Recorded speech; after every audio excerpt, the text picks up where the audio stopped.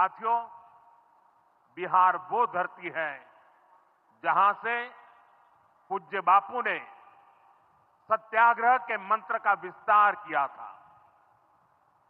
पूज्य बापू का दृढ़ विश्वास था कि जब तक भारत के गांव मजबूत नहीं होंगे, तब तक भारत का तेज विकास नहीं हो पाएगा।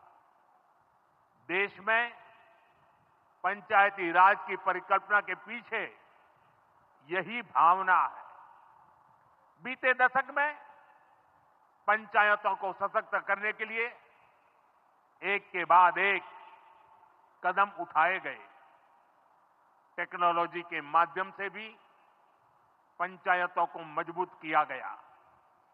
बीते दशक में 2 लाख से ज्यादा ग्राम पंचायतों को इंटरनेट से जोड़ा गया है। 5.5 लाख से ज्यादा कॉमन सर्विस सेंटर्स गांवों में बने हैं। पंचायतों के डिजिटल होने से एक और फायदा हुआ है। जीवन मृत्यु प्रमाण पत्र, भूमि धारण प्रमाण पत्र, ऐसे कई दस्तावेज आसानी से प्राप्त कर सकते हैं। आजादी के अनेक दशकों बाद जहां देश को संसद की नई इमारत मिली, वहीं देश में 30,000 नए पंचायत भवन भी बनाए गए। पंचायतों को पर्याप्त फंड मिले, ये भी सरकार की प्राथमिकता रही है। बीते 10 साल में 2 लाख करोड़ रुपए से ज्यादा का फंड पंचायतों को मिला है।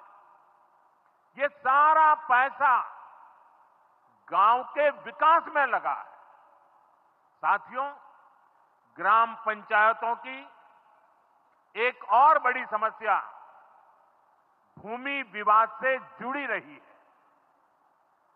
कौन सी जमीन आबादी की है, कौन सी खेती की है, पंचायत की जमीन कौन सी है, सरकारी जमीन कौन सी है, और इन सारे विषयों पर अक्सर विवाद रहता था।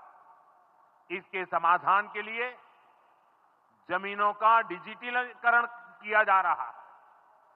जमीनों के रिकॉर्ड का डिजिटलीकरण से अनावश्यक विवादों को सुलझाने में मदद मिली है। साथियों, हमने देखा है कि पंचायतों ने कैसे सामाजिक भागीदारी को सशक्त किया। बिहार देश का पहला राज्य था जहां महिलाओं को इनमें 50% आरक्षण की सुविधा दी गई, और इसलिए मैं नीतीश जी का अभिनंदन करता हूं।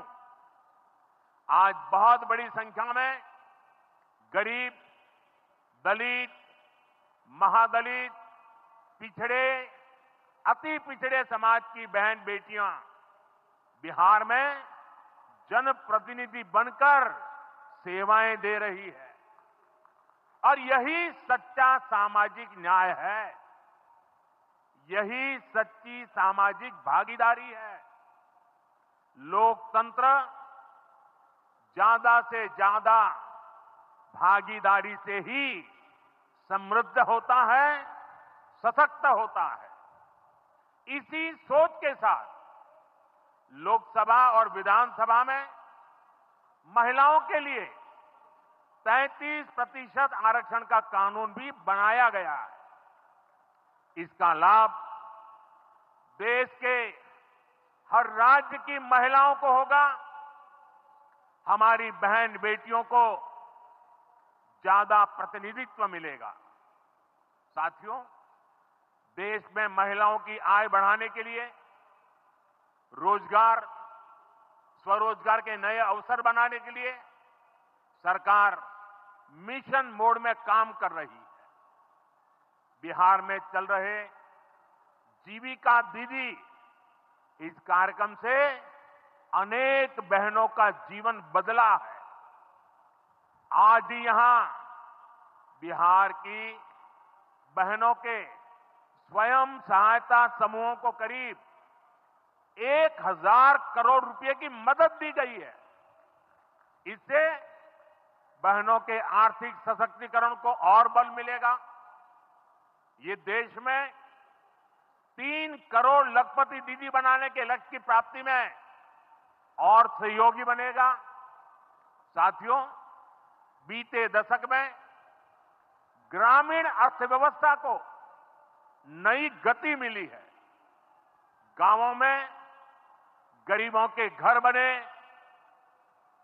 सड़कें बनी, पक्के रास्ते बने हैं, गांवों में गैस कनेक्शन पहुंचे, पानी के कनेक्शन पहुंचे, शौचालय बने हैं। ऐसे हर काम से गांव में लाखों करोड़ रुपए पहुंचे हैं। रोजगार के नए अवसर भी बने हैं।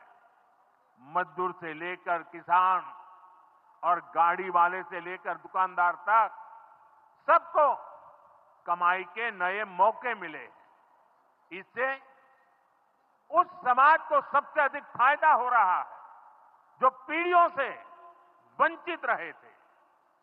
मैं आपको पीएम आवास योजना का उदाहरण दूंगा। इस योजना का लक्ष्य है देश में कोई भी गरीब परिवार बेघर ना हो, सबके सिर पर पक्की छत हो।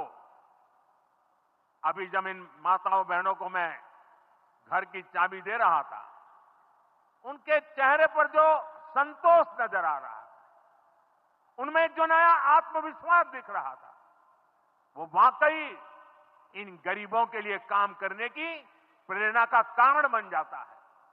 और इसी लक्ष्य के साथ बीते दशक में 4 करोड़ से अधिक पक्के घर बनवाए गए हैं। बिहार में भी अब तक 57 लाख गरीब परिवारों को पक्के घर मिल चुके हैं। ये घर गरीब, दलित, पिछड़े, अति पिछड़े, पसमानदा परिवार, ऐसे समाज के वंचित परिवारों को मिले हैं। आने वाले सालों में 3 करोड़ और पक्के घर गरीबों को मिलने जा रहे हैं। आज ही बिहार के करीब 1.5 लाख परिवार अपने नए पक्के घर में गृह प्रवेश कर रहे हैं। देश भर के 15 लाख गरीब परिवारों को नए घरों के निर्माण के स्वीकृति पत्र भी दिए गए हैं। इसमें भी 3.5 लाख लाभार्थी ये हमारे बिहार के ही हैं।